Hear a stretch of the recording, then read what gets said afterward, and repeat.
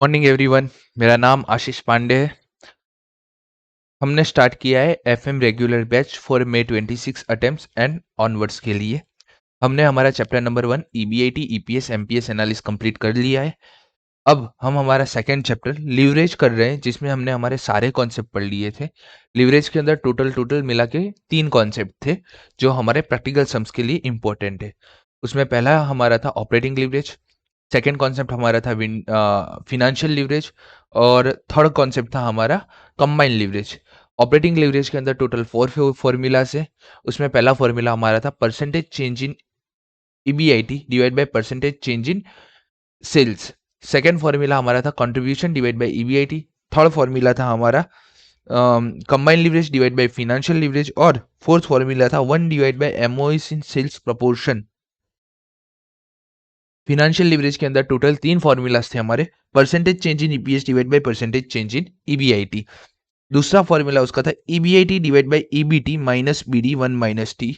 इसमें हमने एक और चीज समझी थी, अगर पीडी 0 हो मतलब कि प्रेफरेंस डिविडेंड अगर सम में नहीं दिया है तो हम direct formula EBIT divide by EBT भी लिख सकते हैं। थर्ड फॉर्मूला हमारा है combined leverage divide by operating leverage और थर्ड हमारा था कॉन्सेप्ट, वो था कंबाइंड लीवरेज का, जिसका मतलब होता है दोनों लीवरेज, जो हमारे operating leverage multiply by financial leverage.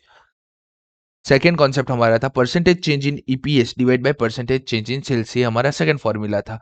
और थर्ड फॉर्मूला हमारा था contribution divide by EBIT PD 1 minus T. और पीडी अगर जीरो हो, पीडी का पोर्शन अगर जीरो हो तो हमारा डायरेक्ट फॉर्मूला बन जाएगा कंट्रीब्यूशन डिवाइड बाय ईबीटी। इस तरीके से हमारे टोटल 3 कॉन्सेप्ट थे लिवरेज के अंदर। हमने around around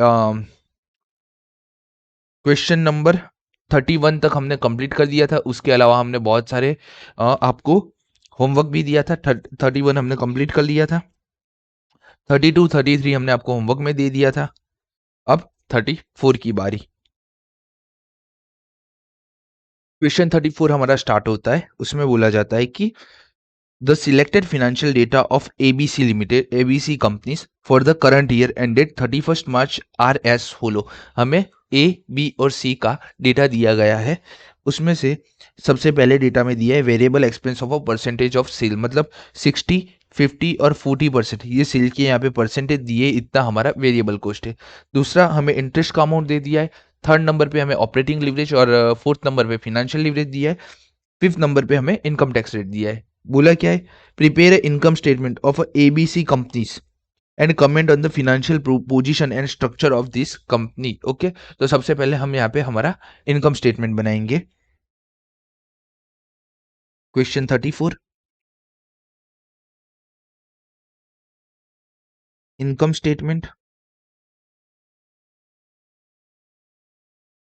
a, company B और company C. Okay, income statement में सबसे पहले हमारा लगता है sales. Sales minus variable cost, तो हमें मिल जाएगा कंट्रीब्यूशन। उसमें से हम हमारा फिक्स कॉस्ट माइनस करेंगे तो हमें मिलेगा ईबीआईटी। ईबीआईटी में से हम हमारा इंटरेस्ट माइनस करेंगे तो हमें मिलेगा ईबीटी। उसमें से हम टैक्स माइनस करेंगे तो हमें मिलेगा earning after tax. Okay, earning after tax. Equity का कोई पोर्शन दिया नहीं है, इसलिए हमें ईपीएस यहाँ पे ढूंढना नहीं है, सिर्फ इनकम स्टेटमेंट हमें बनाना है। ठीक है, वेरिएबल एक्सपेंसेस 60 40 50। तो variable expense at the rate 60 40 50, then 60 40 60 50 40 60 50 40%। Okay, and income tax rate है 30%। Income tax rate at the rate 30%। Okay, सब में हमें अंदर पुट करने के लिए कौन सी इंफॉर्मेशन दी है, तो सिर्फ इंटरेस्ट दिया है। इंटरेस्ट है हमारा ए के केस में 1 लाख, बी के केस में 4 लाख और सी के केस में हमारा इंटरेस्ट है 6 लाख रुपए।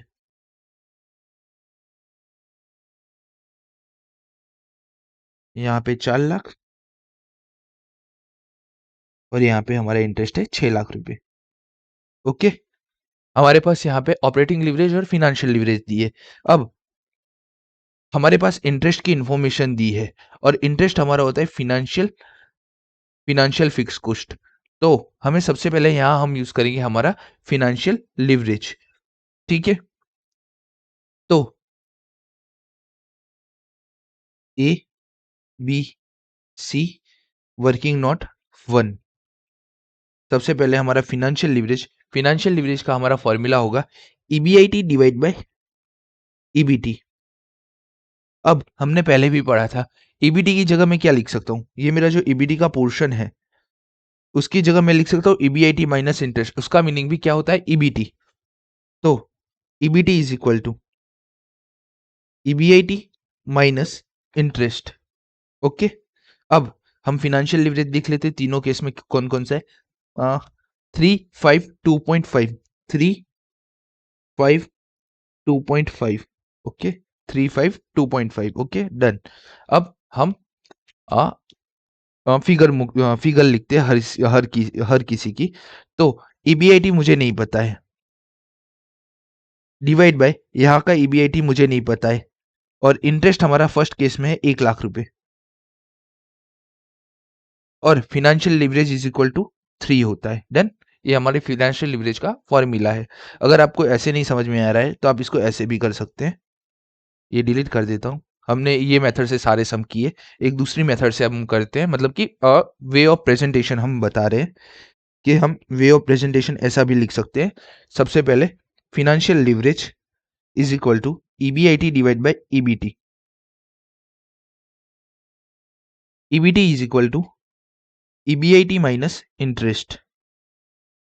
Financial leverage is equal to EBIT divide by EBIT minus interest. Done, यहां तक। अब यहां पे हम डायरेक्ट लिखेंगे financial leverage of A is equal to, या फिर ऐसा लिख सकते हैं हम, कंपनी ए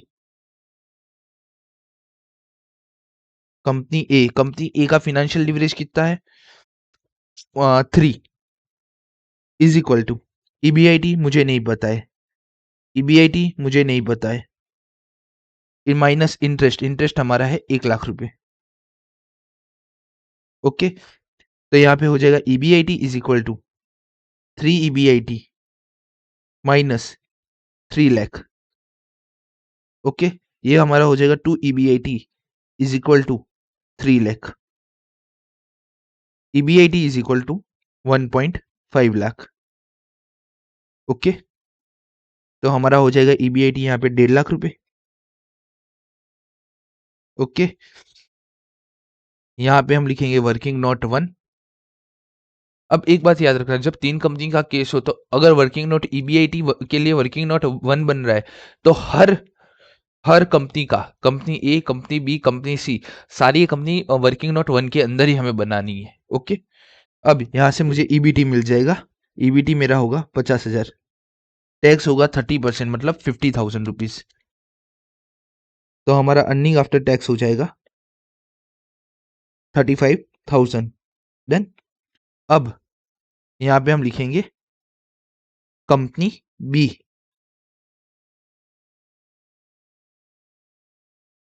कंपनी बी का फिनेंशियल लिवरेज है 5 is equal to EBIT divide by EBIT minus interest हमारा है 4 लाख रुपए।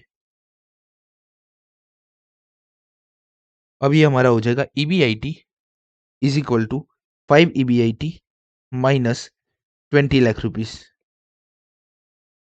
ये हमारा हो जाएगा 4 EBIT is equal to 20 lakh rupees.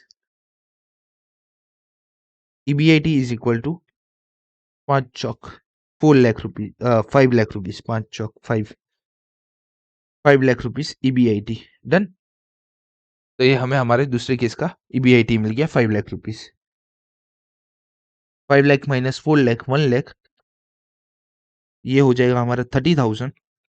तो ये हमारा हो जाएगा 70,000। डन, वैसे ही हम कंपनी सी का ढूंढेंगे। कंपनी सी,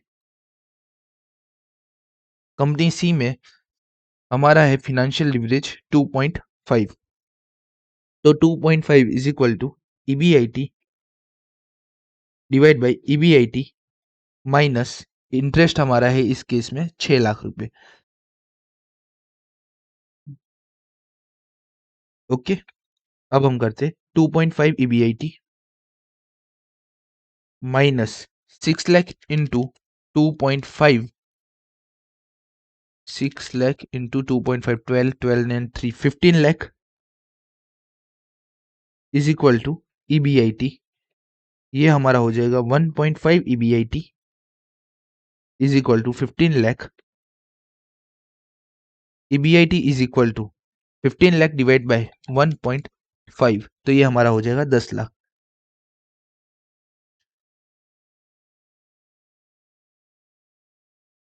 तो यहाँ पे हमारा आ जाएगा 10 लाख। ये हमारा हो जाएगा 4 लाख रुपीज। 4 लाख इंटू 30%, ये हमारा हो जाएगा 1,20,000। हमारा टैक्स हो जाएगा 30% के हिसाब से, और हमारा अर्निंग आफ्टर टैक्स बनेगा 2,80,000। ओके। अब अब हमारे पास ऑपरेटिंग लिवरेज दिया है। ऑपरेटिंग लिवरेज का रिलेशनशिप है कंट्रीब्यूशन से EBIT तक का। तो ऑपरेटिंग लिवरेज का फॉर्मूला लिख के हम कंट्रीब्यूशन फाइंड आउट कर लेंगे, जिससे हमें फिक्स कॉस्ट, हमें बैलेंसिंग फिगर मिल जाएगा। वेरिएबल कॉस्ट के लिए हमें ये दिया है, और हमें सेल्स फाइनली मिल जाएगा। तो स्टार्ट करते हैं इसको। वर्किंग नोट 2 हमारा,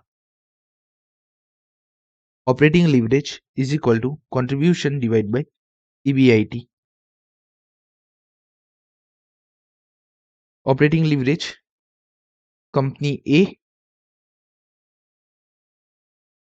कंपनी बी और कंपनी सी, ऑपरेटिंग लिवरेज तीनों का कितना है? 4, 3, 2.5।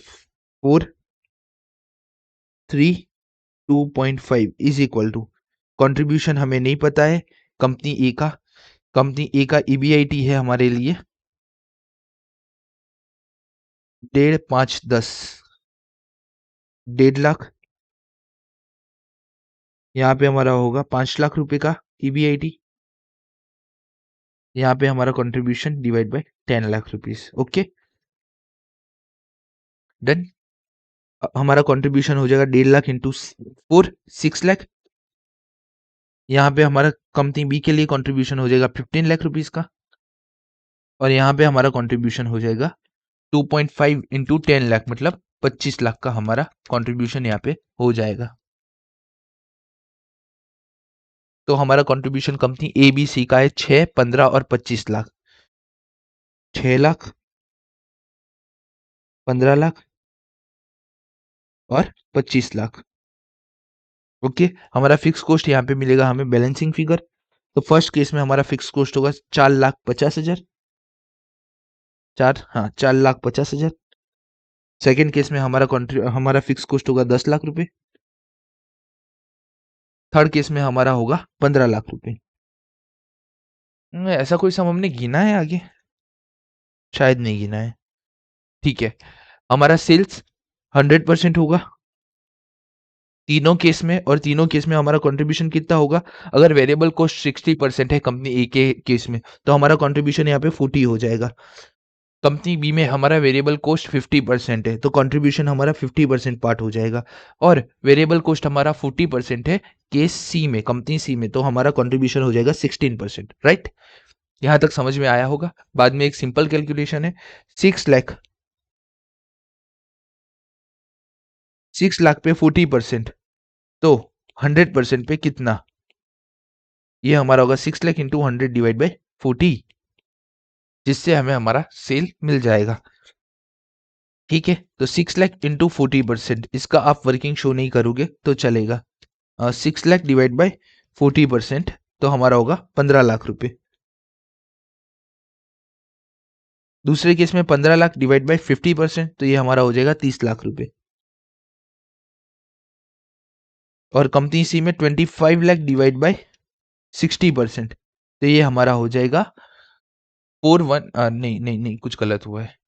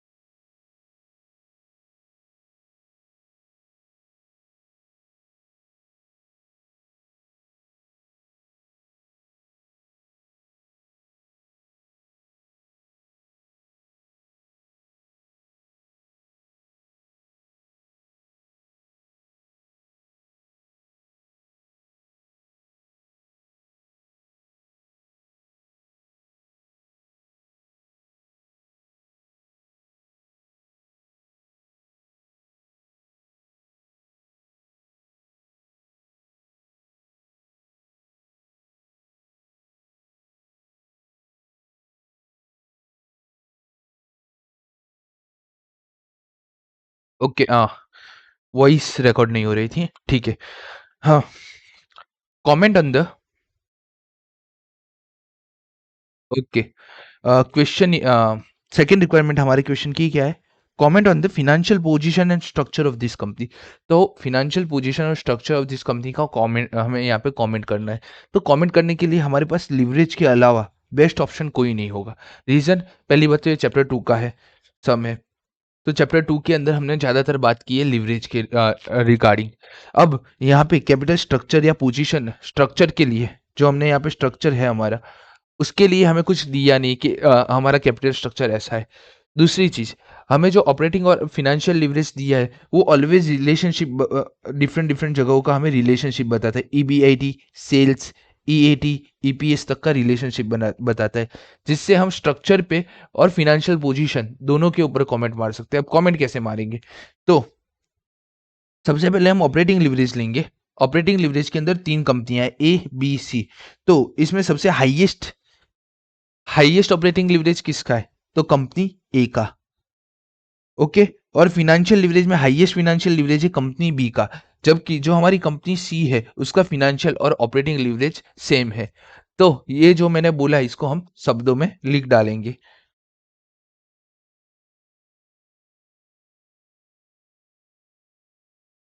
हाँ, तो इसको लिखेंगे हम, A has the highest degree of operating leverage, B has a highest degree of financial leverage, and C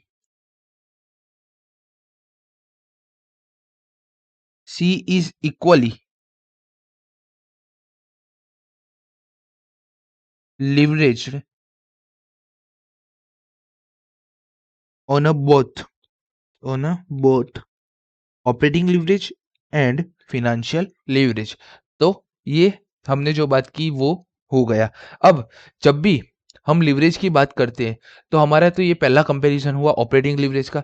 second comparison हमने फाइनेंशियल लिवरेज का किया, दोनों का कंपैरिजन कर लिया, दोनों की बात लिख दी। थर्ड, हमें ऑलवेज जब भी हमें ऐसा कोई समय तो हमें कंबाइन लिवरेज का भी रेफरेंस देना होगा।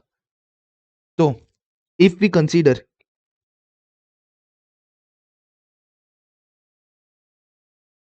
Combine leverage, if we consider combine leverage, company will have leverage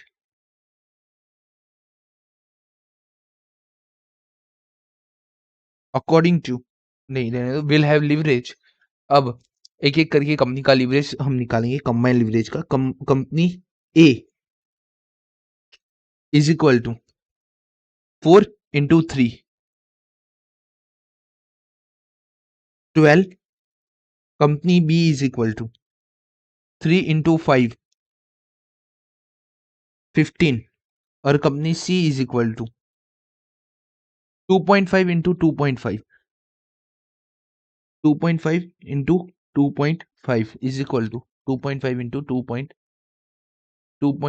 2.5, 6.25। Okay, तो ये हमने कंबाइन लिवरेज निकाल दिया। तो if we consider combine leverage, company all have a leverage, company A 12, company B 15 and company C is 6.25। Okay, this means, इसका meaning क्या हो? This means company A, this means company A have a higher degree of operating risk, while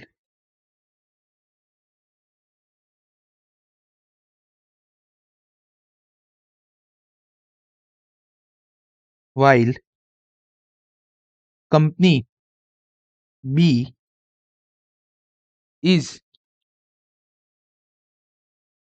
having higher degree of financial leverage। Done। Financial risk, sorry, हम यहाँ risk की बात कर रहे हैं, फिनेंशियल रिस्क। तो हमने रिक्वायरमेंट देखने के लिए पहले क्या देखा? पहले हमने देखा कंपनी ए और कंपनी बी, दोनों दोनों में से लिवरेज किसका हाई है? कंपनी ए का ऑपरेटिंग लिवरेज हाई था, कंपनी बी का कंबाइंड लिवरेज, अरे फिनेंशियल लिवरेज हाई था, और कंपनी सी का ऑपरेटिंग और फिनेंशियल लिवरेज दोनों इक्वल इक्वल था। फिर हमने रिस्क ढूंढने के लिए कंबाइंड लिवरेज का यूज किया, तो combined leverage company A B C का निकाला। उसके बाद क्या बोला हमने कि इसका मतलब क्या है? कंपनी ए का कंबाइंड लिवरेज 12 है, तो उसकी वजह से उसका जो ऑपरेटिंग रिस्क है वो हाई होता है, जबकि कंपनी बी का फिनेंशियल रिस्क हाई होगा क्योंकि कंपनी बी में फिनेंशियल लिवरेज है। ये डन। इसी के साथ हमारे क्वेश्चन नंबर 34 की रिक्वायरमेंट सारी खत्म होती है। अब हम आगे की सम की ओर बढ़ेंगे। क्वेश्चन 35 आपको होमवर्क में दे दिया था हमने, क्वेश्चन 36 भी होमवर्क में दे दिया था, क्वेश्चन 37 अभी हम गिनेंगे right now.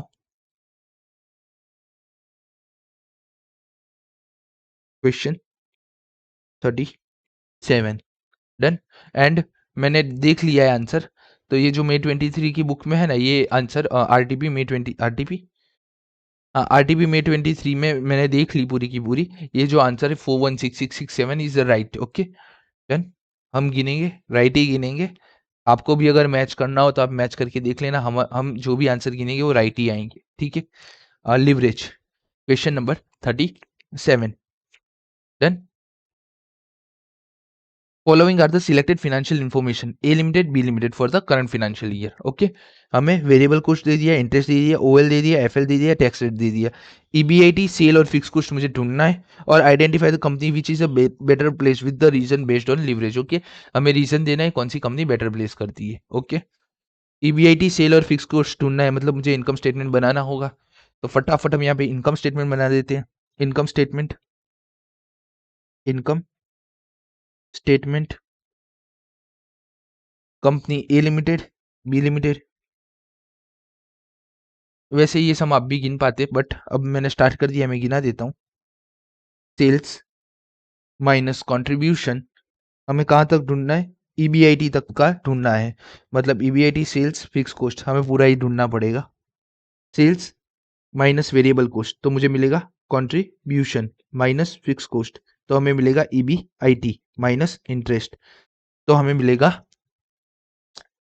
EBT earning before tax. Tax का कोई पोर्शन है अंदर? यस, टैक्स रेट है 30% माइनस टैक्स रेट। ओके और टैक्स रेट नहीं ढूंढेंगे तो चलेगा इस क्वेश्चन के अंदर, ठीक है। रीजन मीन हमें ईबीआईटी सेल्स और फिक्स कॉस्ट ढूंढना है, तो ईबीटी तक का ही हमें पोर्शन चाहिए रहेगा, ठीक है। डन। हमें यहाँ पे कंबाइंड लिवरेज, फिनेंशियल लिवरेज दिया है, तो हमारा जो आंसर होगा वो स्टार्ट होगा फिनेंशियल लिवरेज से, ठीक है।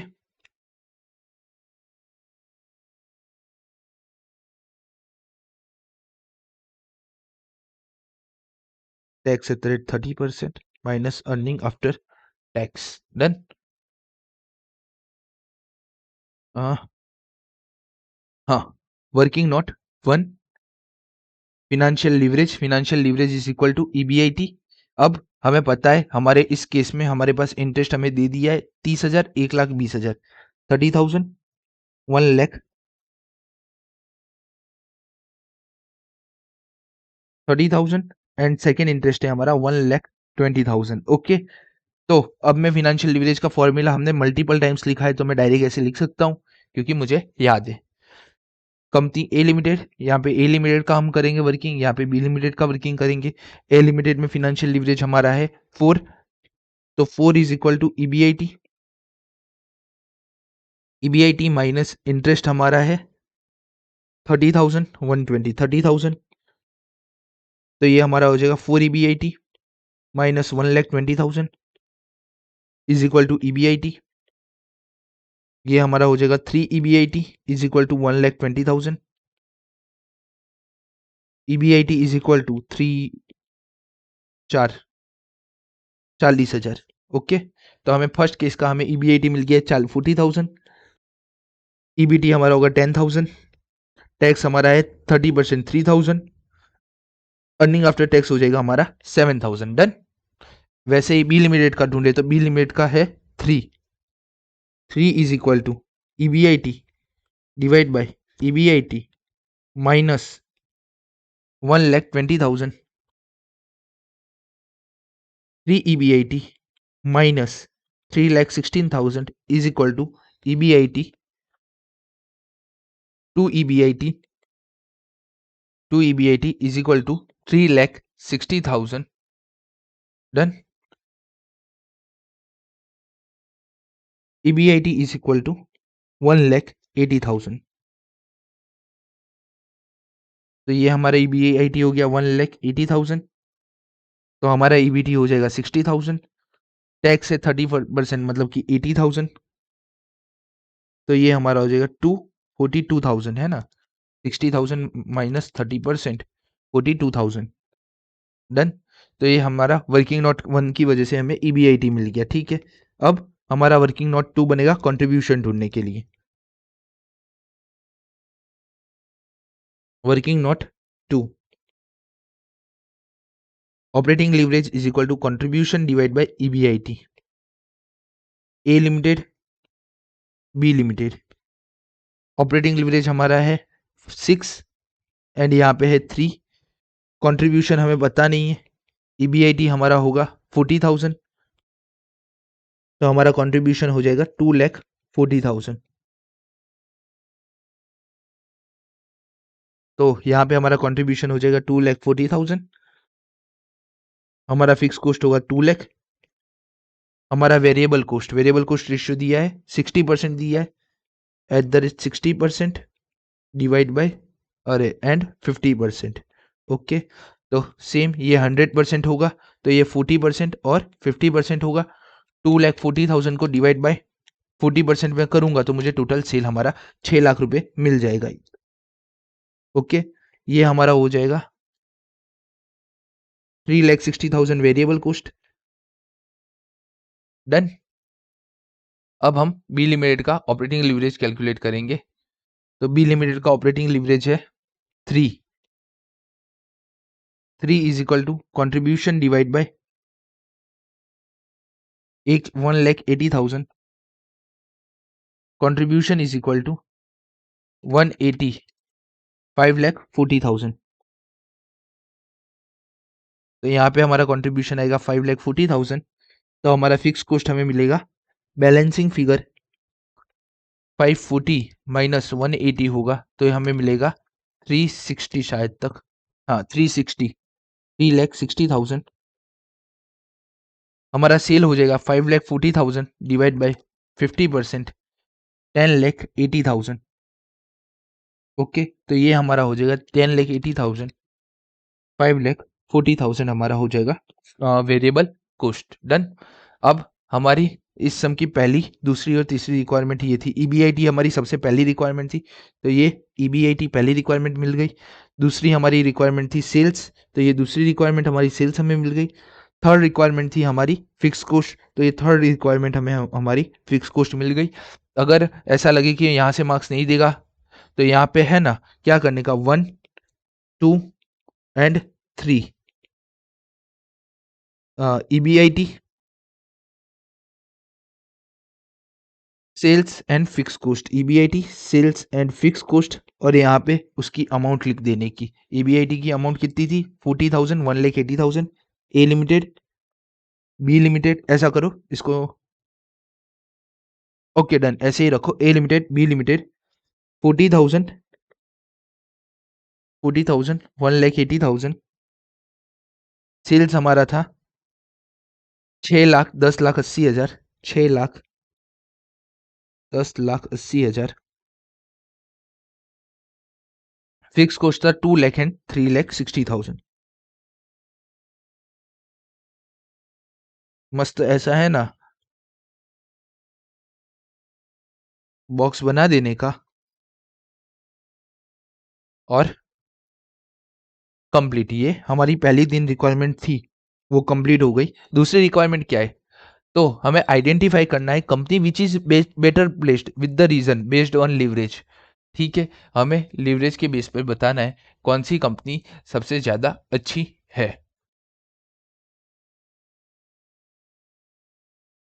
तो हमें आइडेंटिफाई करना हो company which is better placed with the reason based on leverage, ये करना है। इसको करने के लिए हमारे पास दो तरीके हैं। तो सबसे पहला, हम अभी तक जो तरीका सीखते हैं वो मैं बताता हूँ, आईवी। आईवी सबसे पहले हम करेंगे, क्या करेंगे हम, सबसे पहले है ना कंबाइन लिवरेज ढूंढ लेंगे। Combine leverage company A, company B के लिए, कंपनी ए के लिए होगा 6 into 4, 3 into 3।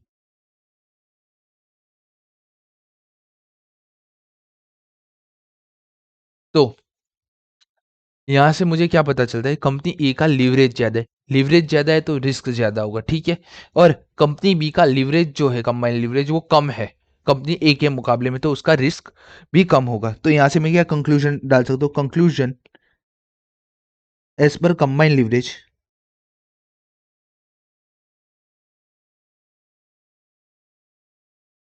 Company B total risk is minimal, या total risk is lower than company B, therefore company A, therefore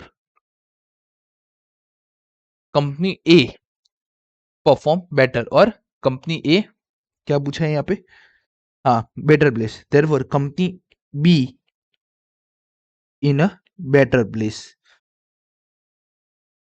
compare to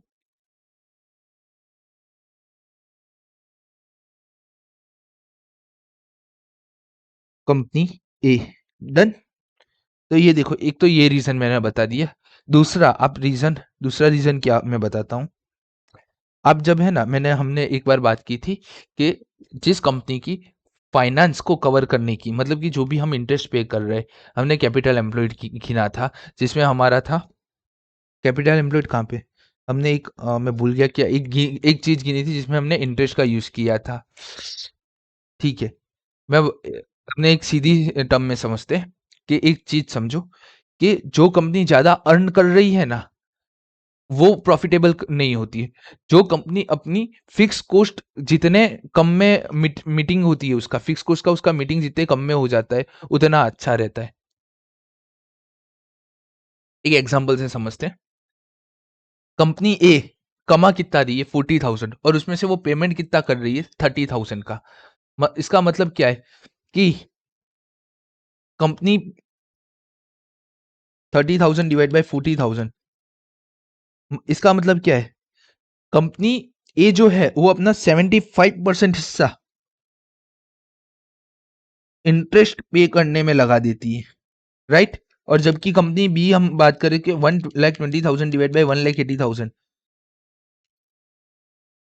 company B 60.67% अपना profit का वो interest में डाल देती है, और ये 75% डाल देती है। तो आपके हिसाब से बेटर कंपनी कौन सी हुई, तो बेटर कंपनी हुई ये कंपनी बी। क्यों? कि कंपनी बी का प्रॉफिट का वो सिर्फ 66.67% हिस्सा ही इंटरेस्ट पे करने में दे रही है, जबकि जबकि कंपनी ए अपना 75% हिस्सा इनकम का, अपनी 75% इनकम का हिस्सा इंटरेस्ट पेमेंट में लगा देती है, ठीक है। सॉरी, ये यहाँ से यहाँ 75% और यहाँ से यहाँ 60.67%। डन। तो ये हमारा सेकेंड रीजन होगा। ओके। कभी भी किसी भी कंपनी की पोजीशन देखनी हो ना, तो वो फिक्स कॉस्ट कवर कर पाता है कि नहीं कर पाता है, वो देखना पड़ता है। और ज्यादातर अगर वो अपना ऑपरेटिंग फिक्स कॉस्ट एक बार नहीं कवर कर पाएगा ना, तो चलेगा। बट सीन क्या है, अगर अपना फाइनेंशियल फिक्स कॉस्ट अगर वो कवर नहीं कर पाया, तो सीन क्या होता है कि जो भी मशीनरी उसने प्लेज पे ली होती है, वो बैंकर्स उठा के ले जाके जाते हैं। तो ना ही बाद में वो ऑपरेटिंग, ना ही वो फाइनेंस रिस्क कवर कर सकते हैं। तो यहाँ पे हम इंटरेस्ट देखेंगे, और उसके लिए हम एक देखेंगे इंटरेस्ट लाइबिलिटी रेशियो। प्रॉपर नाम है उसका इंटरेस्ट लाइबिलिटी रेशियो। अभी आप ऐसे ही समझो, इंटरेस्ट रेशियो, क्योंकि हमारा रेशियो का जो है ना चैप्टर पूरा बाकी है। तो हम यहाँ पे अभी लेते हैं इंटरेस्ट रेशियो, इसे बोल देते हैं। ओके। अब ए लिमिटेड लेते हैं, बी लिमिटेड लेते हैं। जैसे ही हमने अभी सीखा था वैसे ही हमें करना है, बट हमने अभी परसेंटेज निकाले थे, उसकी जगह हम निकालेंगे टाइम्स निकालेंगे कि हम कितना इंटरेस्ट पेमेंट कर रहे हैं। तो तो इंटरेस्ट रेशियो निकालने के लिए हमें क्या करना पड़ेगा, मेरा अर्निंग कितना है डिवाइड बाय मैं इंटरेस्ट कितना पे कर रहा हूँ, इसे बोलते हैं इंटरेस्ट रेशियो। इंटरेस्ट रेशियो क्या बोलता है, मेरा अर्निंग कितना है और एक एक सेकेंड, एक कॉल आ रहा है। ओके, आ, इसको हम बोलेंगे interest coverage ratio. Interest coverage ratio, इसका मतलब क्या होता है कि हम हमारा कितना इंटरेस्ट कवर कर पा रहे हैं, कितना इंटरेस्ट कवर कर पा रहे हैं मतलब मेरा अर्निंग 100 रुपीज है, डिवाइड बाय मैं उसमें से इंटरेस्ट पे कर रहा हूँ 70 रुपीज, तो मेरा इंटरेस्ट कवरेज रेशियो है 100 डिवाइड बाय 70, 1.42, राइट। इसका मतलब क्या हुआ, इसका मतलब क्या हुआ, तो इसका मतलब क्या हुआ कि मेरा कंपनी का जो इंटरेस्ट है उससे मैं 1.42 टाइम्स अर्न कर रहा हूं। आप देख लो 70 इंटू 1.42 करोगे तो आपका आएगा अराउंड अराउंड 99.4। तो इसका मतलब इंटरेस्ट कवरेज रेशियो का क्या होता है, इंटरेस्ट कवरेज रेशियो से जो भी मिलता है इससे हमें पता चलता है कि हमारा जो इंटरेस्ट है उससे हम कितना गुना ज्यादा हमारा प्रॉफिट है या हमारा अर्निंग है, ठीक है। इसका इंटरप्रिटेशन भी आप यहाँ पे लिख लो।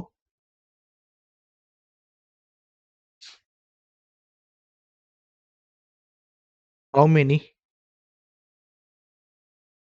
टाइम्स ऑफ इंटरेस्ट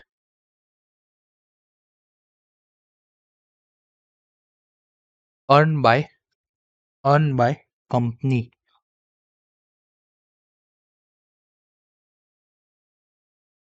नहीं, गलत लग रहा है। नहीं, हाँ, इसको ऐसे लिखना पड़ेगा, हाउ मेनी टाइम्स, इंटरेस्ट नहीं, how many times the companies earning, the companies earning can cover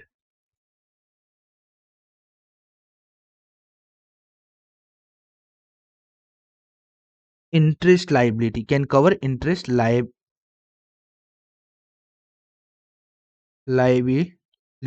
इसका मतलब क्या होता है कि how many times of the company earning can cover interest liability. इसका मतलब होता है रेशियो का कि हम कितना ज्यादा कमा रहे हैं, कि हम हमारी अर्निंग कितनी होगी, मतलब हमने अभी 1.42 देखा था, उसका मतलब क्या था कि कंपनी की अर्निंग इंटरेस्ट जो भी हम पे कर रहे हैं उससे 1.42 टाइम्स से ज्यादा है, ठीक है। अब यहाँ पे हम ए लिमिटेड बी लिमिटेड का फटाफट एक कैलकुलेशन कर लेते हैं। तो ए लिमिटेड में ईबीआईटी है 40/30, 180/120, 40/30, 40/30, 180/120। ओके, मैंने 1000 रिमूव कर दिए, 40/30 करेंगे तो हमारा होगा 1.33 टाइम्स, और 180/120 मतलब हमारा आएगा 1.4 टाइम, 1.5 टाइम्स। अब इससे भी क्या हमें पता चलता है कि कंपनी ए 1.33 टाइम्स कमा पा रही है अपने इंटरेस्ट से ज्यादा, बट जबकि हमारा जो बी लिमिटेड है उसका अर्निंग 1.5 टाइम्स है कंपनी ए अपने इंटरेस्ट से। तो इसको हम ऐसे लिख सकते हैं, capacity of company B, capacity of company B, capacity of company B, capacity of company B to meet interest liability is better than that the company B, company A, done. Okay, अगर आप ये ऊपर का portion इतना लिख के आओगे कोई प्रॉब्लम नहीं है, नीचे का याद रहता है तो आपको लिखना चाहिए। मार्क्स आपको मिलेंगे दोनों के ही, उसमें शायद आपका आधा मार्क्स काट ले, पर अगर ये आप पूरा लिखोगे तो आपका पूरा का पूरा मार्क्स वो आपको देगा, ठीक है। डन, इसी के साथ हमारा जो क्वेश्चन नंबर कौन सा था ये 37 ये कंप्लीट होता है। हमने हमारी सारी रिक्वायरमेंट देख ली। रिक्वायर्ड नंबर 4 में फिर से एक बार समझा देता हूँ। पहले हमने कंबाइंड लिवरेज से कैलकुलेशन किया, फिर कंपेयर किया, फिर हमने इंटरेस्ट कवरेज रेशियो से कंपेयर किया। Okay okay done, no doubt. Question 38 39 आपको होमवर्क में दे दिया था। Question 48 calculate EPS of the company. I think so आपको ये फायदा, ये आप होमवर्क में ले लो, मैं यहाँ पे आपको समझा देता हूँ क्या करना है इसमें। पी एंड क्यू लिमिटेड है, नंबर ऑफ इक्विटी शेयर दे दिए है, financial leverage, operating leverage, variable cost to sale दे दिया है, इंटरेस्ट दे दिया है, इनकम टैक्स रेट दे दिया है। आपके पास इंटरेस्ट है तो आप एफएल का यूज करके ईबीआईटी लेके आ जाओगे। अब आपके पास ईबीआईटी से लेके नीचे तक का पूरा पोर्शन आ जाएगा। ईबीआईटी में से इंटरेस्ट माइनस करोगे ईबीटी मिल जाएगा, इनकम टैक्स रेट माइनस कर डालोगे तो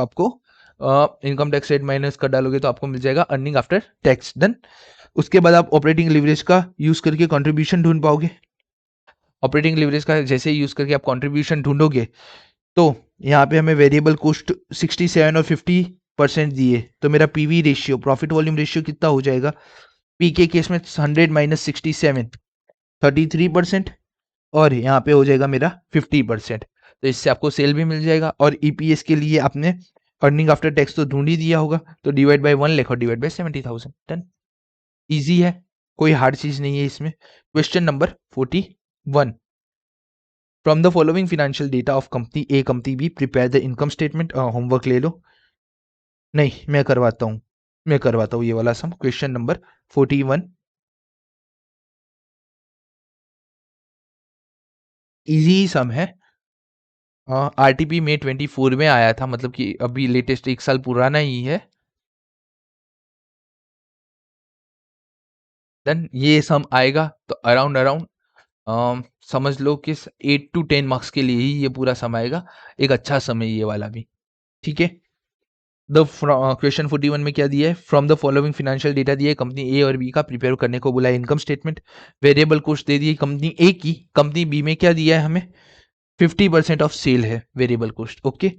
फिक्स कॉस्ट है 26,500, कंपनी बी की नहीं दी है। अब देखते हैं हमें ढूंढने की है कि है ही नहीं। ओके, यहाँ पे है ना, ऐसे उन लोगों को रखना चाहिए था, बट ठीक है, हम मान लेते हैं यहाँ पे है ना क्वेश्चन मार्क है हर जगह।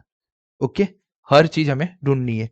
ओके, फिक्स कॉस्ट दे दी कंपनी ए की, कंपनी बी की हमें फाइंड आउट करनी है। कंपनी ए और बी का हमें इंटरेस्ट एक्सपेंस दे दिया है, फिनेंशियल लिवरेज दे दिया है, यहाँ पे हमें मार्जिन ऑफ सेफ्टी दे दिया है, इनकम टैक्स रेट 30% है दोनों का, और ईबीआईटी कंपनी बी का हमें दे दिया है।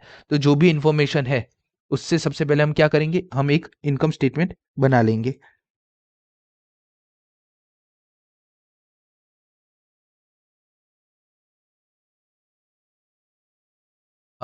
P Q A, company A, company B, सबसे पहले हमारा आएगा सेल्स। सबसे पहले यहाँ पे आएगा हमारा सेल्स, सेल्स में से हमारा माइनस होगा वेरिएबल कॉस्ट, तो हमें मिलेगा कंट्रीब्यूशन। उसमें से हमारा माइनस होगा फिक्स कॉस्ट, तो हमें मिलेगा ईबीआईटी, जिसे ऑपरेटिंग प्रॉफिट भी बोला जाता है। उसमें से हम इंटरेस्ट माइनस करेंगे तो हमें मिलेगा ईबीटी, ईबीटी में से हम टैक्स माइनस करेंगे तो हमें मिलेगा ईएटी। ओके, ईपीएस ढूंढना है कि इनकम स्टेटमेंट, सिर्फ इनकम स्टेटमेंट बनाना है, और ईपीएस के लिए कोई और डिटेल भी हमें यहाँ दी नहीं है, ठीक है। अब एक एक करके इंफॉर्मेशन लिखते हैं। कंपनी ए की वेरिएबल कॉस्ट है 88,000 माइनस 88,000। ओके, कंपनी बी में बोल दिया 50% ऑफ सेल, तो यहाँ पे हम लिख देते 50% ऑफ सेल्स। तो यहाँ पे हमारा कंट्रीब्यूशन भी होगा 50% ऑफ सेल्स, क्योंकि वेरिएबल कॉस्ट 50% लेके जा रहा है तो कंट्रीब्यूशन भी 50% ही होगा। डन। फिक्स कॉस्ट हमारा है 26,500, तो यहाँ पे हमारा फिक्स कॉस्ट है 26,500। डन। फिक्स कॉस्ट हमें यहाँ ढूंढना है। इंटरेस्ट एक्सपेंस 40,000 11,000, यहाँ पे हमारा इंटरेस्ट है 14,000 और यहाँ पे हमारा इंटरेस्ट आएगा 11,000। डन। फिनेंशियल लिवरेज दिया है, मार्जिन ऑफ सेफ्टी दे दिया है, इनकम टैक्स रेट 30% दे दिया है, यहाँ पे tax at the rate 30%। EBIT earning before interest and tax 40,000 दे दिया है, तो यहाँ पे हमारा अर्निंग बिफोर टैक्स हो गया 40,000। डन। अब सबसे पहले हम हमारी तरीके से जितनी इंफॉर्मेशन है उसके हिसाब से हम गिनेंगे। तो अगर आप देखोगे ना, तो यहाँ पे 40,000 में से 11,000 माइनस कर दूंगा तो मुझे ईबीटी सबसे पहले मिल जाएगा। तो 40,000 माइनस 11,000, 3,000 हमारा ईबीटी है। टैक्स है हमारा 30%, तो 900 हमारा होगा टैक्स। तो हमारा अर्निंग आफ्टर टैक्स हमें मिल जाएगा 2,100। Okay done. यहाँ तक का आपको समझ में आया होगा।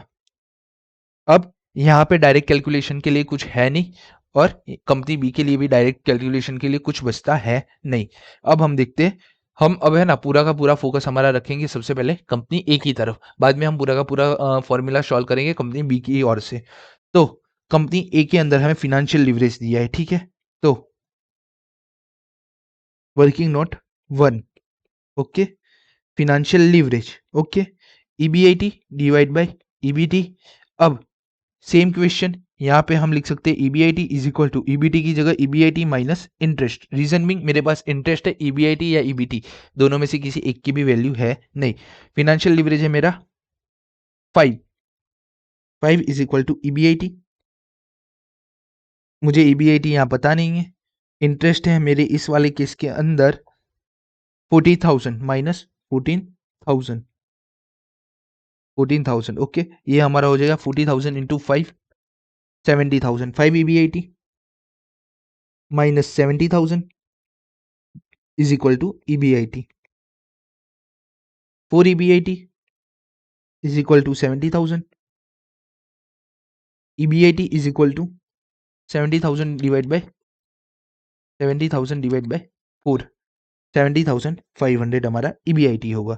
और जैसे ही मैं यहाँ पे ईबीआईटी लिखूंगा 70,500, तो मुझे सबसे पहले क्या मिल जाएगा, ईबीआईटी माइनस इंटरेस्ट करूंगा तो मुझे मिल जाएगा ईबीटी, और वो हमारा होगा 3,500। टैक्स रेट है हमारा 30%, 1050 minus is equal to 2450। Contribution हमारा होगा 26,500 प्लस 7,500, ओके, 44,000। इन दोनों का आप प्लस करोगे तो आपको कंट्रीब्यूशन मिल जाएगा। अब आप कंट्रीब्यूशन में से फिक्स कॉस्ट माइनस करोगे तो आपको ईबीआईटी मिल जाएगा। एक सिंपल कैलकुलेशन है। वैसे ही इन दोनों का प्लस करूंगा तो मुझे सेल मिल जाएगा 88,000 प्लस 44,000, 1,32,000। डन। यहाँ तक हमारा कंपनी ए का पूरा इनकम स्टेटमेंट प्रिपेयर हो चुका है। इसमें से वर्किंग नोट हमने किसका किया था, वर्किंग नोट हमने फिनेंशियल लिवरेज से हमने ईबीआईटी ढूंढा था, तो यहाँ पे आएगा हमारा वर्किंग नोट 1। डन। अब हमारा कंपनी ए का पूरा कार्यक्रम खत्म हो चुका है, ठीक है। अब कंपनी बी की बात करते हैं। तो कंपनी बी के अंदर मुझे एमओएस दिया है 0.25, ओके। तो मेरा बनेगा working note number 2, operating leverage is equal to 1 divide by MOS, okay. Operating leverage is equal to 1 divide by MOS हमारा कितना है 0.25, 0.25 is equal to 1 divide by 0.25, हमारा ऑपरेटिंग लिवरेज आएगा 4। डन। ऑपरेटिंग लिवरेज का एक और फॉर्मूला है contribution divide by EBIT. अब यहाँ पे मेरे पास ईबीआईटी हमें 40,000 दे दिया है, तो ऑपरेटिंग लिवरेज 4 है, कंट्रीब्यूशन बता नहीं, ईबीआईटी है 40,000। डन। तो मेरा कंट्रीब्यूशन हो जाएगा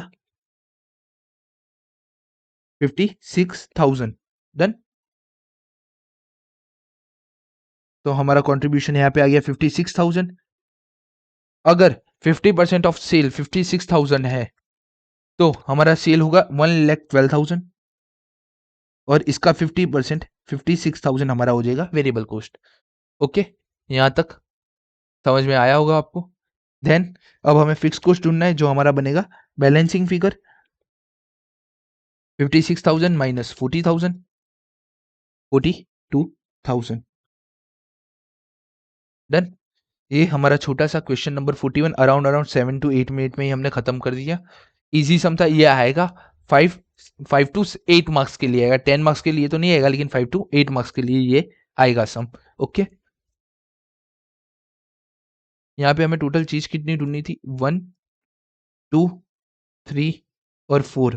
एक आध आपको एक्स्ट्रा रिक्वायरमेंट कह के इसका है ना पूरा केस स्टडी भी पूछ ले एमसीक्यू के अंदर 10 मार्क्स के लिए, ठीक है। क्योंकि देखो 4 चीजें ढूंढनी है तो 8 मार्क्स तो हो ही रहे, 4 into 2 8 मार्क्स तो हो ही रहे। कोई एक आध और इन्फॉर्मेशन ये लोग गायब कर सकते हैं और उसकी जगह कुछ और दे सकते हैं, जैसे कि यहाँ पे फिक्स कॉस्ट की जगह पे यहाँ पे भी एमओएस दे दे, तो ये आपका 2 मार्क्स का बन जाएगा, जिससे आपको variable cost number of possibility कैसे भी आपका वो सम ड्रॉ कर सकता है, ठीक है। डन। हमारा क्वेश्चन 41 यहाँ पे खत्म हो गया। आपके जो भी एमसीक्यू के क्वेश्चन है ना, एमसीक्यू यहीं पे से ही बनते हैं, ठीक है। एमसीक्यू के लिए आपको कोई एमसीक्यू बुकलेट या उसकी जरूरत नहीं। अगर ईच एंड एवरी कॉन्सेप्ट पे आपका हाथ बैठा हुआ है तो आपको एमसीक्यू सॉल्व करने में है ना कोई प्रॉब्लम नहीं, अनटिल अनलेस कोई ऐसा डरावना ना आ जाए। जैसे कि अब सितंबर 25 का है ना एफएम का 10 मार्क्स का एमसीक्यू देख लेना। कितने लोगों को पता भी नहीं चला कैसे करना है, पूरा रिवर्स कैलकुलेशन बेस्ड था, ठीक है। ओके, अब हम कर रहे हैं क्वेश्चन नंबर 42। डन।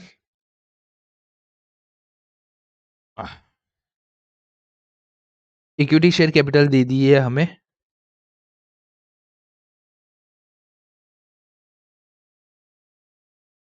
एक सेकेंड हो, चार्जिंग। हाँ, क्वेश्चन 42 हमारा स्टार्ट होता है। इक्विटी शेयर कैपिटल है 25,000 शेयर इंटू 100 रुपीज, मतलब कि हमारी होगी equity share 25,000 into 100, 25 lakh rupees के। 15% के डिबेंचर है 10,000 इंटू 750 रुपीज पर डिबेंचर, मतलब 75 लाख के डिबेंचर है। ओके, और ये डिबेंचर का रेट है 15%। सेल्स हमारा है 50 lakh unit eight the rate 20 per unit. तो 50 लाख इंटू 20 में करूंगा जैसे ही, ये हो जाएगा 1,000 लाख। टोटल हमारा सेल है 1,000 लाख। वेरिएबल कॉस्ट हमारा 12.50 रुपीज पर यूनिट है। फिक्स कॉस्ट हमें 175 लाख दिया है। Due to recent policy change and entry of a foreign competitors ने एंट्री ले ली है in the sector of Alpha limited, expected to sell में बी डिक्लाइन बाय 50 to 20%। क्या कह रहा है, ये कहना चाहता है एक फॉरेन कॉम्पिटिटर ने हमारे सेक्टर के अंदर एंट्री ली है, जिसकी वजह से हमारा जो सेल है ना वो भी डिक्लाइन हो सकता है 50 to 20% से। ओके, 50 and 20% से। ओके, हावेवर सेलिंग प्राइस, जो हमारा सेलिंग प्राइस रहेगा and other cost will remain same, मतलब कि जो भी हमारा वेरिएबल कॉस्ट और फिक्स कॉस्ट है और सेलिंग प्राइस है वो सब हमारा रिमेन सेम रहेगा। मतलब कि जिस भाव पे हम पहले खरीदते थे या बेचते थे उसी भाव पे आज हम खरीदेंगे या बेचेंगे। Okay, corporate tax will be continue at the rate 20%, हमारा टैक्स रेट है 20%। You are required to calculate the decrease in EPS, degree of operating leverage and financial leverage separately if sale are decline by 50% और 20%। ये बोल रहा है अगर 15% से मेरा घटेगा तो मेरा डिक्रीज इन ईपीएस कितना होगा, मेरा ऑपरेटिंग लिवरेज कितना होगा, और मेरा कंबाइन फाइनेंशियल लिवरेज कितना होगा, और वैसे ही 20% पे कितना होगा वो मुझे काउंट करना है। तो यहाँ पे हमारे टोटल टोटल 3 इनकम स्टेटमेंट बनेंगे। ओके, एकदम इजी सम है, मतलब कि कितने मार्क्स में है ये, 5 मार्क्स का ही सम है, इससे ज्यादा की ये वर्थ रखता नहीं है, ठीक है। बस सिर्फ इसमें हमें टोटल 3 इनकम स्टेटमेंट बनाने हैं। तो स्टार्ट करते हैं। एग्जिस्टिंग, बाद में एक बार हमारा होगा 50% से डिक्लाइन, और एक बार हमारा सेल होगा डिक्लाइन 20% से डिक्लाइन होगा सेल। डन। ये 3 चीजें हमें करनी है। सबसे पहले हम सेल्स की बात कर लेते हैं। तो हम सबसे पहले पूरा का पूरा एग्जिस्टिंग का फर्मा हम बना लेंगे।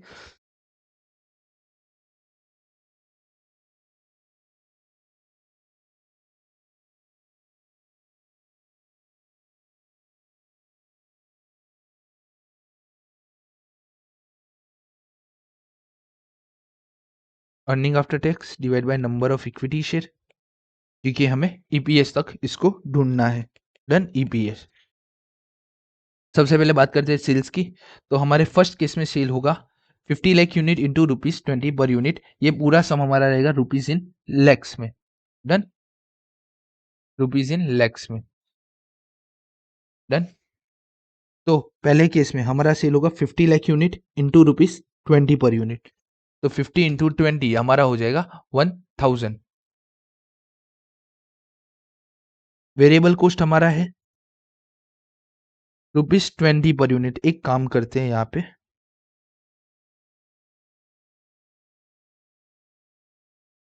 सेल है हमारा एट द रेट ₹20, और यहाँ पे हम एक यूनिट्स का कॉलम बना लेते हैं एक और, जिससे हमें आसानी रहेगी। ओके, तो बार बार वो पूरा लिखना नहीं पड़ेगा। वेरिएबल कॉस्ट है हमारा एट द रेट ₹12.50। ओके, तो 50 इंटू 20 1000, 50 इंटू 12.50 625, तो हमारा कंट्रीब्यूशन हो जाएगा 1000 माइनस 625 375। फिक्स कॉस्ट हमें ऑलरेडी दे दिया है 175 लाख, 175 लाख, तो 375 माइनस 175 200 हमारा अर्निंग बिफोर इंटरेस्ट टैक्स आएगा। इंटरेस्ट हमारा होगा 75 लाख इंटू 15%, तो 75 इंटू 15%, 75 इंटू 15% हमारा इंटरेस्ट होगा 11.25 माइनस 200 188.75, 188.75 हमारा होगा अर्निंग बिफोर टैक्स। टैक्स हमारा कितना है, तो टैक्स है हमारा एट द रेट 20%, तो इंटू 20%, तो ये हमारा होगा 37.75 माइनस 22.6.5 हमारा अर्निंग आफ्टर टैक्स आ जाएगा।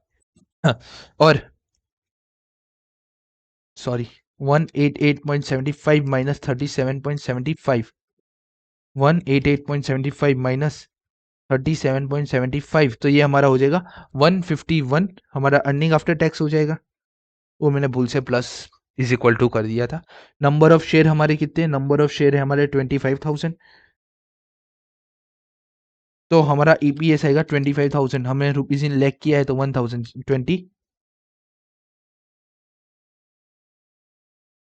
तो हम क्या करेंगे, यहाँ पे करेंगे 25,000 share rupees in lakh divide by 1 lakh, तो ये हमारा हो जाएगा 0.25, तो हमारा ईपीएस आएगा 151 डिवाइड बाई 0.25 604 रुपीज, ये हमारा अर्निंग पर शेयर है। यहाँ डिवाइड बाय 1 लाख इसलिए किया है क्योंकि हम पूरा सम रुपीज इन 1 लाख में कर रहे हैं। अगर मैं 151 को 25,000 से डिवाइड करूंगा तो आंसर हमारा रॉन्ग आएगा। ठीक है, ओके ओके। अब पहला हमने ईपीएस तक ढूंढ लिया है, डन। अब हम ढूंढेंगे, अब 50% डिक्लाइन हो जाए, मतलब कि 50 यूनिट बनाते उसमें हम 50% का डिक्लाइन कर देते, तो ये यूनिट हमारे हो जाएंगे 42.5 इंटू ₹20, प्राइस सेम है 850, 12.15, 42.5 इंटू 12.15, तो ये हमारा हो जाएगा 12.15 इंटू 42.5 531.25, 850 माइनस 531.25 318.75 हमारा कंट्रीब्यूशन हो जाएगा। फिक्स कॉस्ट रिमेन रहेगा सेम 175 माइनस में, तो ये जैसे ही यहाँ से 175 माइनस होगा हमें मिलेगा 1.3.75 हमारा मिलेगा हमें earning before interest and tax. Interest हमारा रिमेन सेम रहेगा 11.25, ये माइनस होगा 11.25, तो ये हमें मिलेगा 132.5, जिसमें हमारा टैक्स होगा 20% 26.5, तो हमारा टैक्स माइनस होके हमें मिलेगा 106। Number of equity share remain same 0.25, EPS हमारा हो जाएगा 424। ओके, इसी हिसाब से हम अब कैलकुलेशन करेंगे। 20% जब डिक्लाइन होगा तब कितना होगा, तो 50 माइनस 20%, तो ये हो जाएगा हमारा 40, 40 इंटू 20 800, 40 इंटू 12.50, 40 इंटू 12.50 500, तो ये हमारा हो जाएगा 300, 300 में से हमारा 175 माइनस होगा, तो ये हमारा रिमेन रहेगा 125,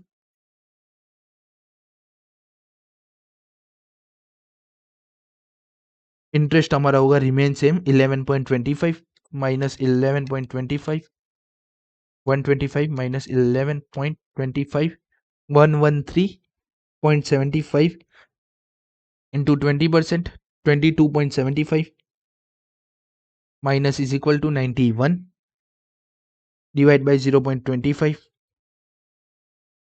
0.25 364। ओके, ईपीएस तक हमने सारे सम गिन दिए कि हमारा ईपीएस इतना इतना आएगा। ठीक है, अब हम रिक्वायरमेंट की तरफ देखते हैं तो हमारी पहली रिक्वायरमेंट थी डिक्रीज इन ईपीएस, हमें ढूंढना है कि ईपीएस में हमारा डिक्रीज कितना होगा। ठीक है, तो डिक्रीज इन ईपीएस ढूंढने के लिए सबसे पहले चेंज इन ईपीएस ढूंढ लेते हैं। Decrease in EPS, decrease in EPS कितना हुआ है, तो पहले केस में कुछ नहीं होगा। ओके, अब सेकेंड केस में 604 था, 1424 हो गया, तो हमारा 180 से डिक्रीज हो गया ईपीएस। ओके, थर्ड केस में अब एक बात हमेशा याद रखना, ऑलवेज डिक्रीज गिनना हो ना तो ओरिजिनल या एग्जिस्टिंग से गिना जाएगा, आपको यहां से माइनस नहीं करना है। ठीक है, ये 424 भी यहां से माइनस होगा और ये 364 भी यहीं से ही माइनस होगा, क्योंकि ऑलवेज जो भी डिक्रीज गिना जाता है वो ओरिजिनल या एक्सिस्टिंग पे ही गिना जाता है। तो 604 माइनस 364, ये 240, यहाँ पे कितना गिर गया, जब मेरा प्रोडक्शन 50 यूनिट था वो 50% डिक्लाइन हो जाएगा तो मेरा ईपीएस 180 हो जाएगा, 180 से डाउन हो जाएगा। जब मेरा प्रोडक्शन 50 था और 20% से डिक्लाइन होगा तो मेरा ईपीएस हो जाएगा 240। ये ऑलवेज याद रखना। अब मुझे परसेंटेज ढूंढने हैं, तो percentage change in EPS is equal to change in EPS divide by old EPS. Old EPS हमारा कितना है, ओल्ड ईपीएस दोनों ही केस में 604 है, 604 है इंटू 100, 180, 240 इंटू 100 इंटू 100। तो यहाँ पे मुझे परसेंटेज चेंज इन ईपीएस या डिक्रीज इन ईपीएस मिल जाएगा। 180 divide by 604 percentage 29.80%। 240 divide by 604 percentage 39.74%। Done. तो हमने हमारे सम की पहली रिक्वायरमेंट कंप्लीट कर ली। दूसरी रिक्वायरमेंट है ऑपरेटिंग लिवरेज ढूंढो और फिनेंशियल लिवरेज ढूंढो।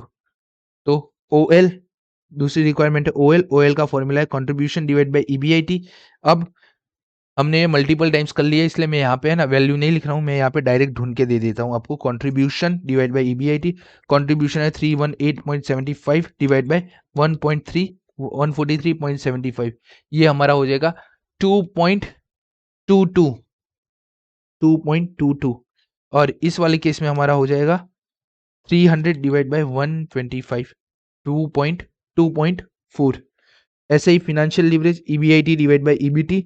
जब आप सम ये गिनो हर चीज आप लिख लेना, क्योंकि मैं अब हर चीज लिखने नहीं बैठ रहा हूं। ईबीआईटी है 143.75 डिवाइड बाय ईबीटी है 132.5, 1.1.0 1.08। डन।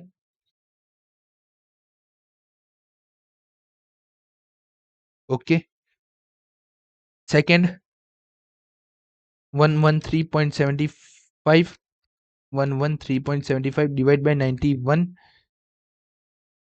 गलत हो गया, 125 डिवाइड बाय 113.75।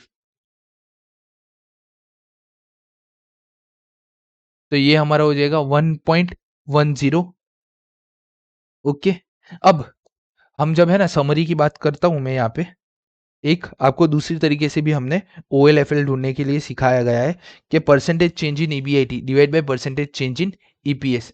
तो आप इससे भी कैलकुलेट कर सकते हैं, आपको करना हो तो। मैं एक बता दूं आपको, तो मैं एक आपको बता देता हूं। तो इस फॉर्मूले से परसेंटेज इसका मैं एक एक बता देता हूं आपको, क्योंकि है ना सारे गिनने में टाइम बहुत ज़्यादा जाएगा और ऑलरेडी हमें मिल चुका है। ठीक है, तो ऑपरेटिंग लीवरेज हम बता देते हैं। परसेंटेज चेंज इन ईबीआईटी,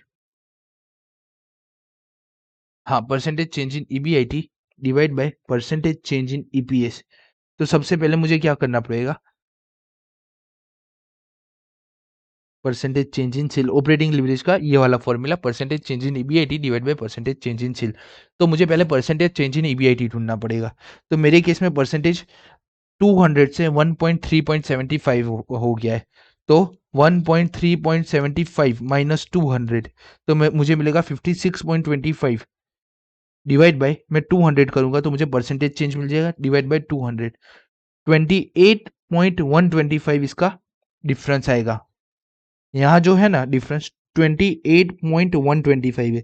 अगर आप करोगे ना 200 माइनस 28.125% तो आपको मिल जाएगा। देखो कैलकुलेटर, परसेंटेज तो अब आपको निकालना आ गया है कि दोनों का पहले ईबीआईटी, चेंज इन ईबीआईटी ले लो। चेंज इन ईबीआईटी कैसे आएगा? 200 माइनस 143.75, जो भी आया चेंज उसको कर दो ओल्ड वैल्यू से डिवाइड बाय। ओल्ड वैल्यू कितनी है? 200। ओके, अब आप यहाँ पे देखो 200 minus 28.125 percentage is equal to 143.75 और ऐसे ही मैं यहाँ का निकालूंगा 1000 माइनस 850 डिवाइड बाय 1000 परसेंटेज। तो यहाँ पे मेरा चेंज है 50% और यहाँ पे इतना। ओके, अब इसको मैं यहाँ पे लिखूंगा जैसे ईबीआईटी था 28.125, यहाँ पे था 15, 28.125 डिवाइड बाय 15, 1.875 हमारा यहाँ पे ऑपरेटिंग लीवरेज आएगा 1.875। ओके, तो आप देखोगे तो यहाँ पे ऑपरेटिंग लीवरेज है ना चेंज हो गया है। ओके, और ये सही है क्योंकि जब आप परसेंटेज चेंज लेते हो ना तब है ना पूरा अमाउंट से करना, एक ही के अंदर करना और अमाउंट से करना दोनों ही।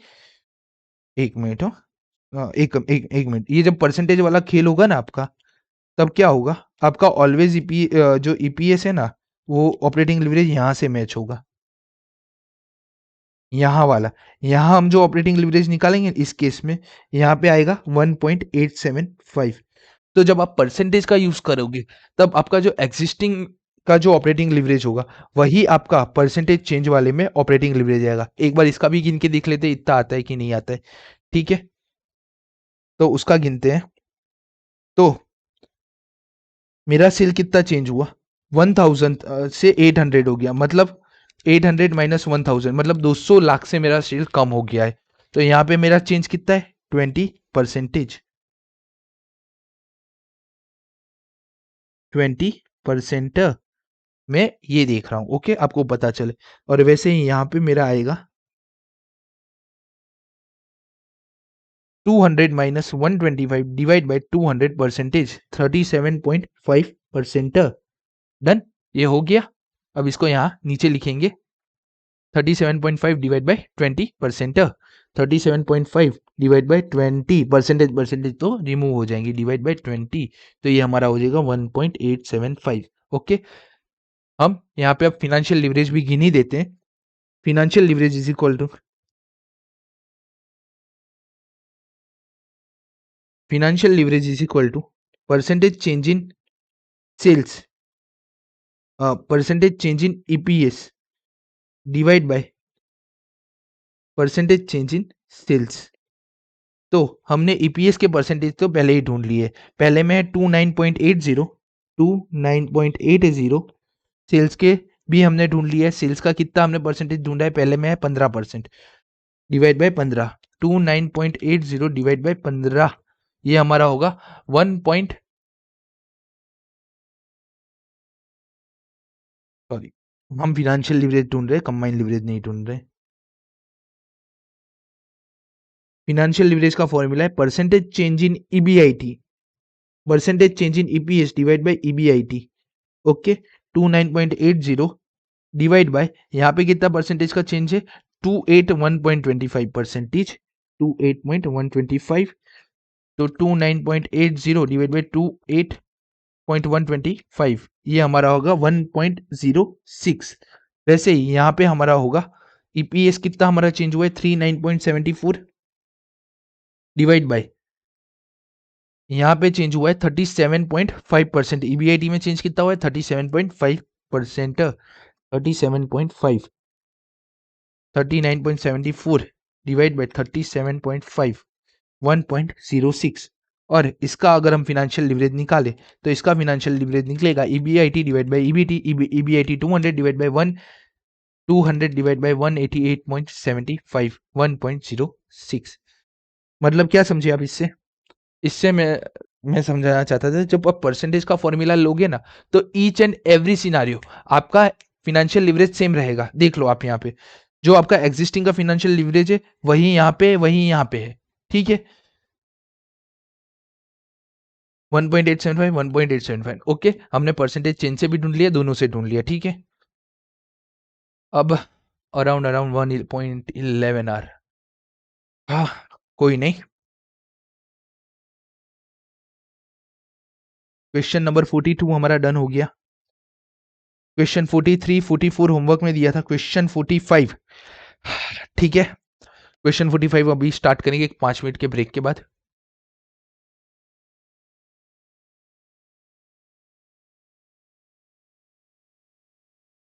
3 मिनट में मिलते हैं।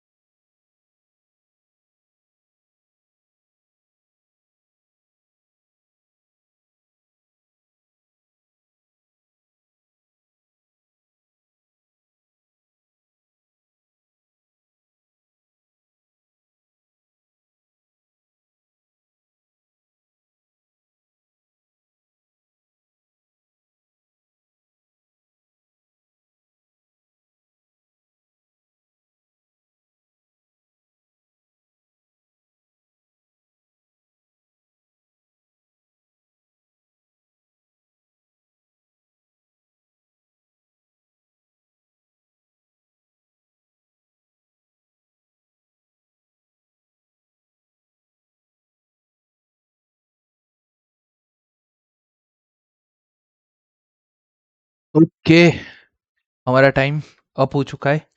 अब हम स्टार्ट करेंगे हमारा क्वेश्चन नंबर 45। मैं देख रहा था 47 48, मतलब कि है ना, इसमें से 2-3 आपको होमवर्क में भी मिलेंगे।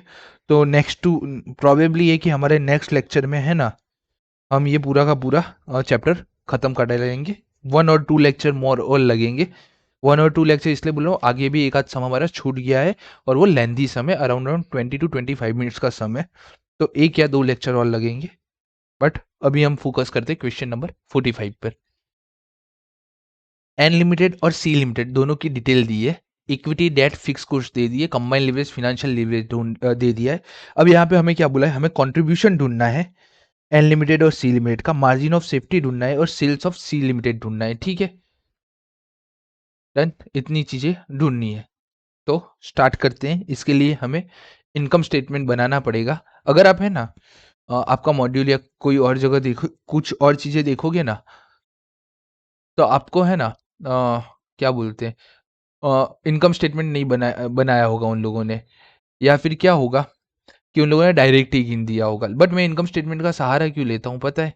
उसका एक ही रीज़न है, इनकम स्टेटमेंट से जितनी जल्दी आप यूज़ टू हो ना, किसी और चीज़ से मैं आपको यूज़ टू उतनी जल्दी नहीं कर सकता हूँ। Okay, question number 45, around around 2 sums हम और गिनेंगे, ठीक है?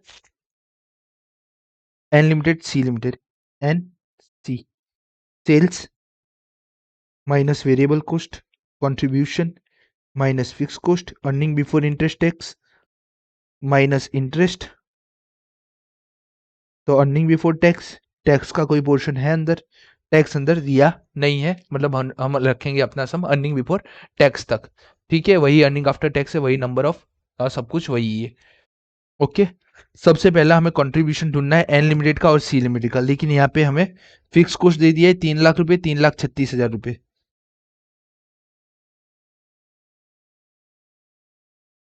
3,36,000। उसके अलावा हमें कोई और इन्फॉर्मेशन यहाँ पे नहीं दिया है, ठीक है? अब यहाँ पे हम एक नया फॉर्मूला बनाएंगे, ठीक है?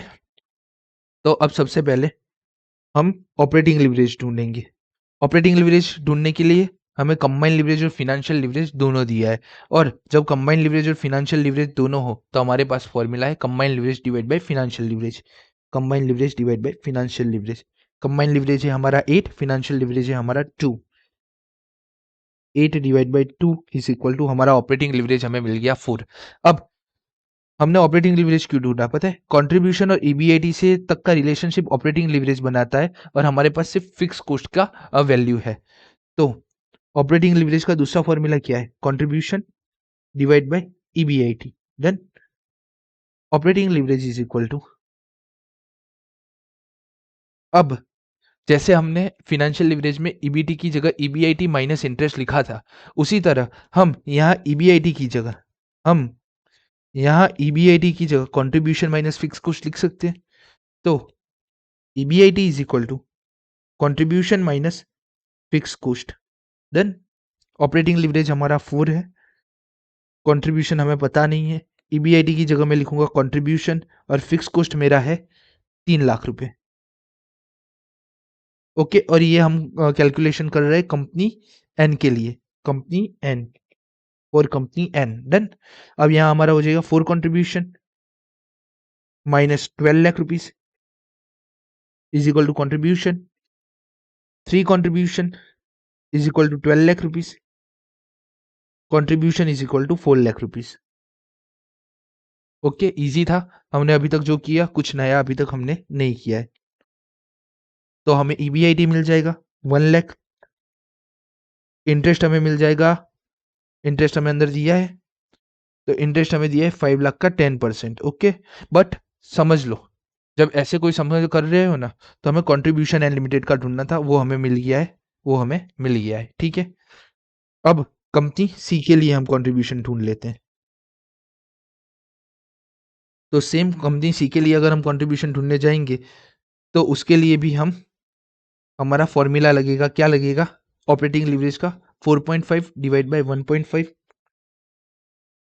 ये एन लिमिटेड के लिए है और ये सी लिमिटेड के लिए है। 4.5 डिवाइड बाई 1.5, 3 आएगा हमारा, तो यहाँ पे होगा 3 is equal to contribution divide by contribution minus fix cost है हमारा 3,36,000, तो ये हमारा हो जाएगा 3,36,000 इंटू 3, ये हमारा हो जाएगा 1,08,000। 1,08,000 is equal to contribution, 2 contribution is equal to 1,08,000, contribution is equal to 504,000, 504,000। तो 5,04,000 हमारा कंट्रीब्यूशन यहाँ हमें मिल गया, 5,04,000 माइनस 3,36,000, तो हमें ईबीआईटी मिल जाएगा हमारा 1,68,000। ओके, तो हमारा जो एन और सी लिमिटेड का कंट्रीब्यूशन ढूंढना था, वो हमारा रिक्वायरमेंट खत्म हो गया। अब हम सेकंड चीज देखेंगे, हमें एमओएस ढूंढना है। तो सेकेंड रिक्वायरमेंट है, हमें एमओएस ढूंढना है। ओके, अब एमओएस ढूंढने के लिए एन लिमिटेड, सी लिमिटेड, ये दोनों चाहिए। उससे पहले हमें एमओएस का फॉर्मूला चाहिए। तो एमओएस का फॉर्मूला रहेगा हमारा operating leverage is equal to 1 divide by MOS. Okay, इसको हम लिख सकते हैं MOS is equal to 1 divide by operating leverage, क्योंकि हमारे पास ऑपरेटिंग लीवरेज हमें हमारे सम में दिया गया है। डन।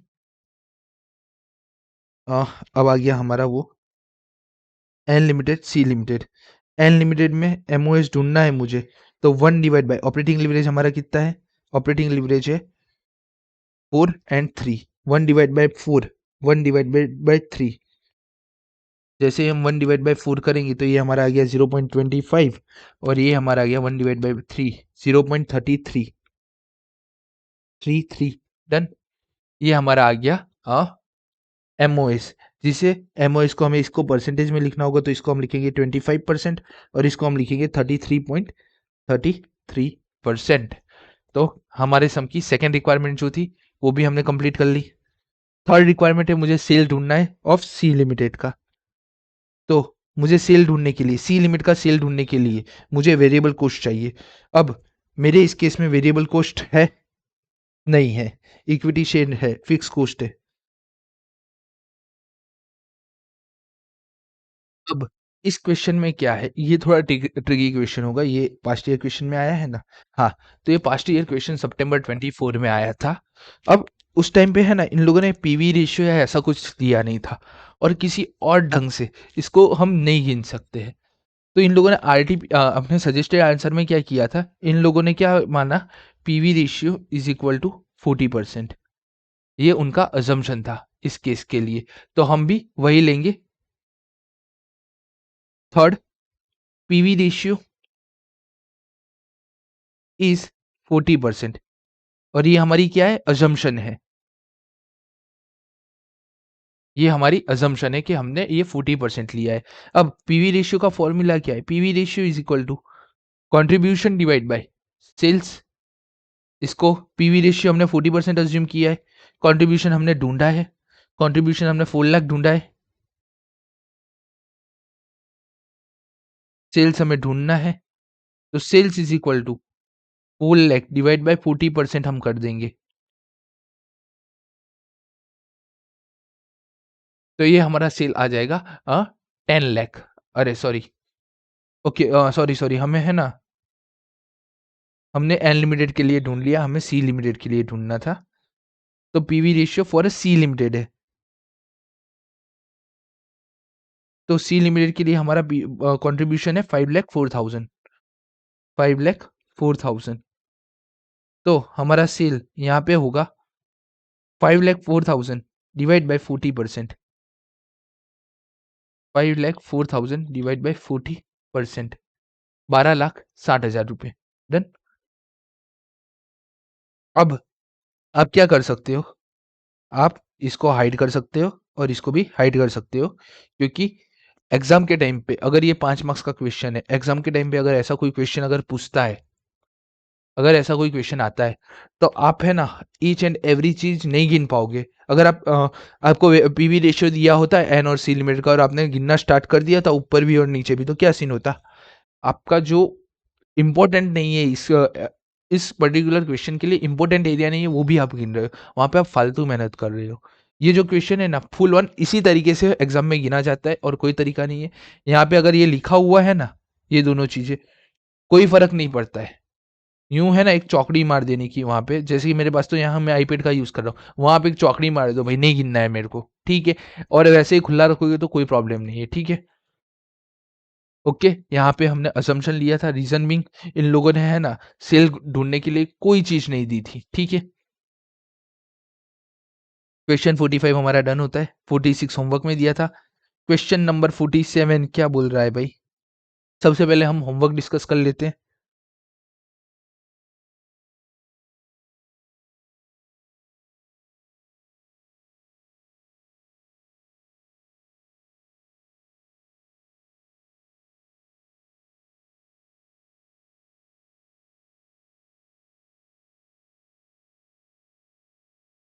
आप होमवर्क में ले लो question number 54।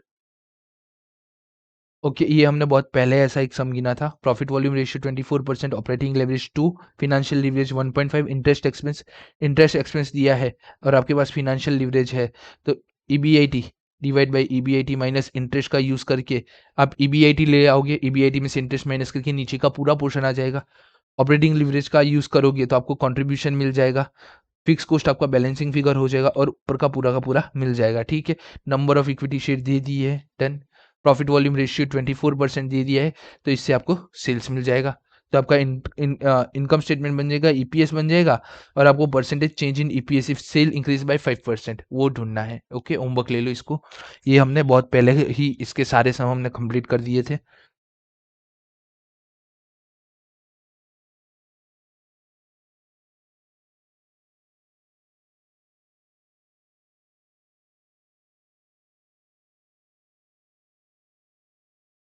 X limited in terms of, okay, one, एक ही होमवर्क हुआ है आपका अब अभी तो। कोई और होमवर्क जैसे सब मुझे दिखाई नहीं दे रहे, 1 मिनट दे दीजिए।